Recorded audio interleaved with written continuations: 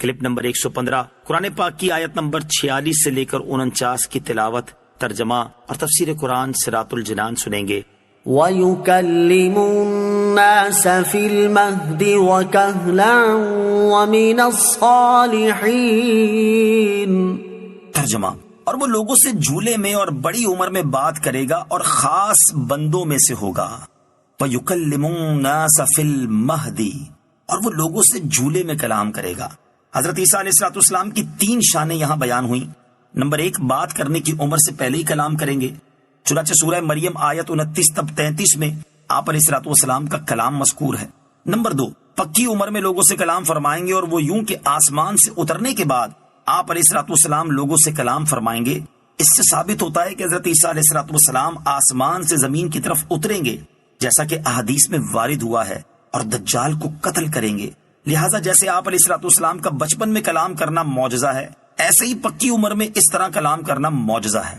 Number 3، اللہ تعالیٰ کے خاص بندوں میں سے ہیں۔ حضرت عیسیٰ علیہ السلام کی صفات مجموعی طور پر سورہ آل عمران کی آیت نمبر 45 اور 46 میں حضرت عیسیٰ علیہ السلام کی بہت سی صفات بیان ہوئیں۔ نمبر 1، کلمۃ اللہ ہونا۔ نمبر 2، مسیح ہونا۔ نمبر 3، حضرت مریم رضی اللہ تعالی عنہا کا بیٹا ہونا۔ نمبر 4، بغیر باپ کے پیدا ہونا۔ نمبر 5، دنیا میں عزت والا ہونا کہ قرآن کے ذریعے سارے عالم میں ان کے نام کی دھوم مچا دی گئی۔ آخرت میں خصوصی عزت والا ہونا بہت سے طریقوں سے ہوگا، ان میں سے ایک یہ بھی ہے کہ قیامت میں انہی کے ذریعے مخلوق کو نبی پاک علیہ السلام تک رہنمائی ملے گی۔ نمبر 6، بارگاہ الہی عز و جل میں بہت زیادہ قرب و منزلت رکھنے والا ہونا وغیرہ۔ معلوم ہوا کہ پیغمبروں علیہ السلام کی نعت خوانی سنت الہیہ ہے۔ اللہ تعالیٰ اس کی توفیق عطا فرمائے۔ قالت رب أنا يكون لي ولد ولم يمسسني بشر قال كذلك الله يخلق ما يشاء إذا قضى أمرا فإنما يقول له كن فيكون۔ ترجمہ، مریم نے عرض کیا، اے میرے رب، میرے ہاں بچہ کیسے ہوگا؟ مجھے تو کسی شخص نے ہاتھ بھی نہیں لگایا۔ اللہ نے فرمایا، اللہ یوں ہی جو چاہتا ہے پیدا کرتا ہے۔ جب وہ کسی کام کا فیصلہ فرما لیتا ہے تو اسے صرف اتنا فرماتا ہے، ہو جا، تو وہ کام فوراً ہو جاتا ہے۔ انا یکون لی ولد، میرے ہاں بچہ کہاں سے ہوگا؟ جب فرشتوں نے حضرت مریم رضی اللہ تعالی عنہا کو بیٹے کی بشارت دی تو انہوں نے حیرت سے عرض کیا، یا اللہ عز و جل، میرے ہاں بچہ کیسے ہوگا؟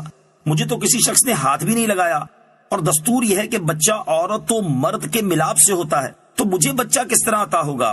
نکاح سے یا یوں ہی بغیر مرد کے؟ جواب ملا کہ اسی حالت میں، یعنی تم کنواری ہی رہو گی اور فرزند پیدا ہو جائے گا، کیونکہ اللہ عز و جل بڑی قدرت والا ہے، اور اس کی شان یہ ہے کہ جب وہ کسی کام کا فیصلہ فرما لیتا ہے تو اسے صرف اتنا فرماتا ہے، ہو جا، تو وہ کام فوراً ہو جاتا ہے۔ وَيُعَلِّمُهُ الْكِتَابَ وَالْحِكْمَةَ وَالتَّوْرَاةَ وَالْإِنْجِيلَ وَرَسُولًا إِلَى بَنِي إِسْرَائِيلَ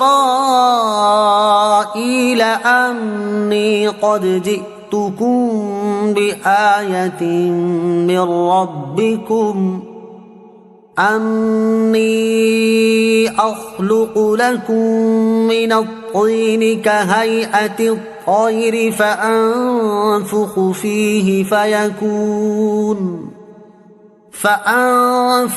فِيهِ فَيَكُونُ طَيْرًا بِإِذْنِ اللَّهِ وَأُبْرِئُ الْأَكْمَهَ وَالْأَبْرَصَ وَأُحْيِي الْمَوْتَى بِإِذْنِ اللَّهِ وَأُنَبِّئُكُم بِمَا تَأْكُلُونَ وَمَا تَدَّخِرُونَ فِي بُيُوتِكُمْ إِنَّ فِي ذَلِكَ لَآيَةً لَكُمْ إِن كُنتُم مُؤْمِنِينَ۔ ترجمہ، اور اللہ اسے کتاب اور حکمت اور توریت اور انجیل سکھائے گا، اور وہ عیسیٰ بنی اسرائیل کی طرف رسول ہوگا کہ میں تمہارے رب کی طرف سے تمہارے پاس ایک نشانی لایا ہوں، وہ یہ کہ میں تمہارے لیے مٹی سے پرندے جیسی ایک شکل بناتا ہوں، پھر اس میں پھونک ماروں گا تو وہ اللہ کے حکم سے فوراً پرندہ بن جائے گی، اور میں پیدائشی اندھوں کو اور کوڑ کے مریضوں کو شفا دیتا ہوں، اور میں اللہ کے حکم سے مردوں کو زندہ کرتا ہوں، اور تمہیں غیب کی خبر دیتا ہوں جو تم کھاتے ہو اور جو اپنے گھروں میں جمع کرتے ہو۔ بے شک ان باتوں میں تمہارے لیے بڑی نشانی ہے اگر تم ایمان رکھتے ہو۔ وَرَسُولًا إِلَىٰ بَنِي إِسْرَائِيلَ، اور بنی اسرائیل کی طرف رسول ہوگا۔ اللہ تعالیٰ نے حضرت عیسیٰ علیہ السلام کو بنی اسرائیل کی طرف رسول بنا کر بھیجا، اور دلیل کے طور پر اس زمانے کے حالات کے موافق بہت سے معجزات عطا فرمائے۔ آیت سے معلوم ہوا کہ حضرت عیسیٰ علیہ السلام صرف بنی اسرائیل کے نبی تھے۔ یہی بات موجودہ بائبل میں بھی موجود ہے۔ آیت میں حضرت عیسیٰ علیہ السلام کے 5 معجزات کا بیان ہے۔ نمبر 1، مٹی سے پرندے کی صورت بنا کر پھونک مارنا اور اس سے حقیقی پرندہ بن جانا۔ نمبر 2، پیدائشی اندھوں کو آنکھوں کا نور عطا فرما دینا۔ نمبر 3، کوڑ کے مریضوں کو شفا یاب کر دینا۔ نمبر 4، مردوں کو زندہ کر دینا۔ نمبر 5، غیب کی خبریں دینا۔